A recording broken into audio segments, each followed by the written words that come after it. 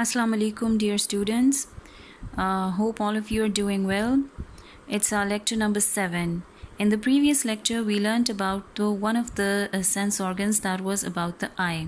In today's lecture, we are going to learn about two sense organs, the nose and the ear. So let us start our today's topic. Please open your books, page number 6. The nose. Smells are chemicals in the air. They dissolve on the moist lining of the nostrils. The nerves carry a message to the brain and you can detect the smell. You also use your nose to breathe. Nose, as is the eye important, so is the nose. What is the function of nose? It allows us to detect different kinds of smell. हमें smell के बारे में बताता है, किसी भी खुशबू के बारे में, किसी की अच्छी स्मेल ना हो उसके बारे में भी हमें पता चल जाता है. It's all possible just because of this sensory organ which is called the nose. So if we look at the picture of the nose, it has got two holes. सबके नाक में दो छोटे छोटे होल्स होते हैं, सुराख होते हैं. उनको nostrils कहा जाता है. क्या कहते हैं? nostrils. All of us we have got two holes. इसके दो काम होते हैं.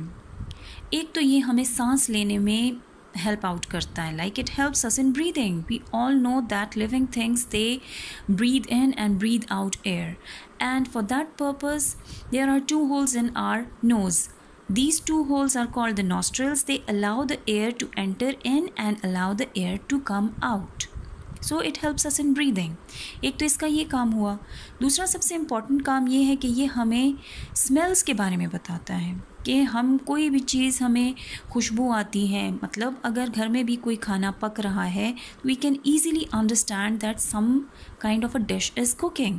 Similarly, we can differentiate between the smell of a flower, between the smell of different kinds of food, between the smell of anything.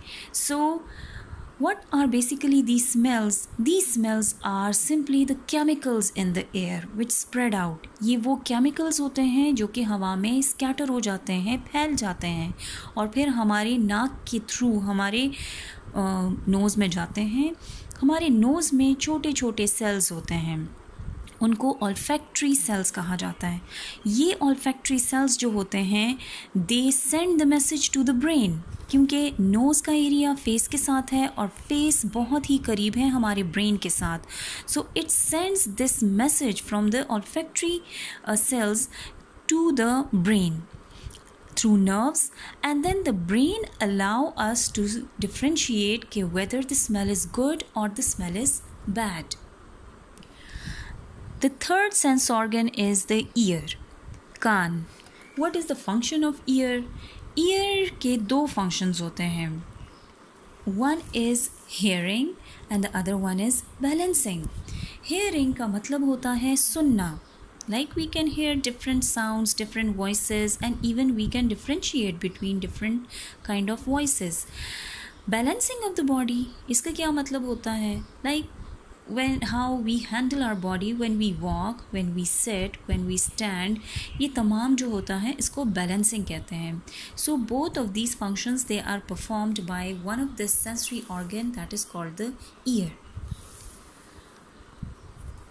The ear, it basically is of three, like it is divided into three parts. सबसे पहले बाहर वाला year होता है जो कि हमें नज़र आता है. This is called the outer ear. The outer ear, it then extends into a very long kind of tube. ये ट्यूब अंदर की तरफ जाती है, आपको वो होल नज़र भी आता है. इसको ईयर कैनाल बोलते हैं. ईयर कैनाल के बिल्कुल एंड में हमारे पास इधर आता है one of the part of the year, very important part, it is called the ear drum.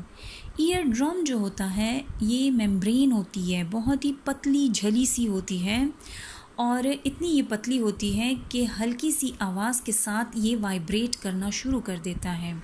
Vibrate का मतलब होता है कि इसमें हल्की हल्की सी मूवमेंट शुरू हो जाती है. इस ईयर ड्रम के साथ हमारे पास तीन छोटे छोटे, आपके बॉडी के सबसे छोटे तरीन बोन्स जो होते हैं वो आपके कान में होते हैं. These three bones, they are connected with one another in such a way कि अगर यहाँ पर ये मूवमेंट करता है, this movement is passed on to this bone which pass vibration और movement to this bone and then to this bone. तो ये तीनों की तीनों हल्की सी मूवमेंट के साथ मूवमेंट शुरू कर देते हैं।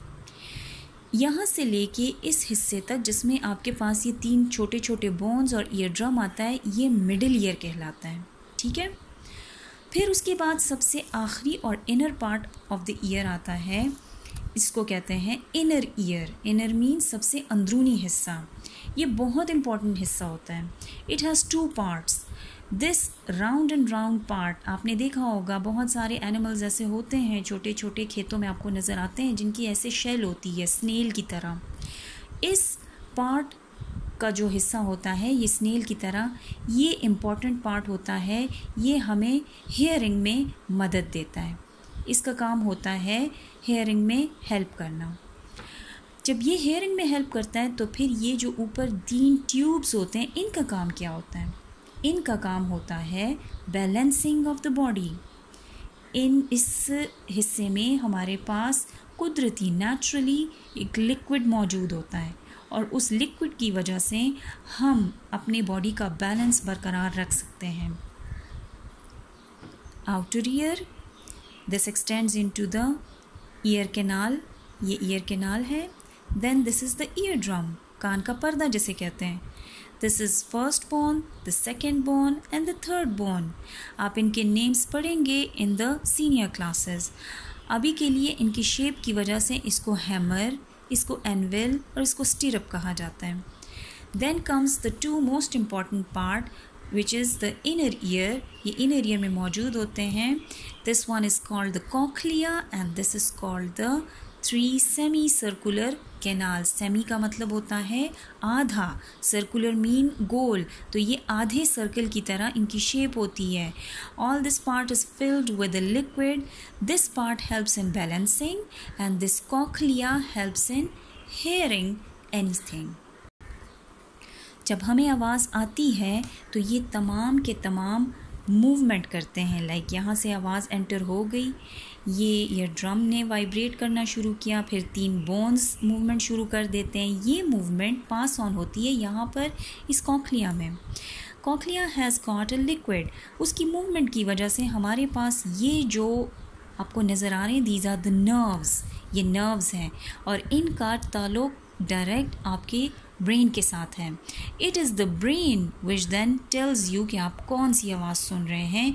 यहाँ से सिर्फ मूवमेंट ट्रांसफ़र होती है और ब्रेन फिर वापस आपको सिग्नल सेंड करता है कि आपने किस चीज़ की आवाज़ सुनी। That's all for today dear students. अल्लाह हाफ़िज़।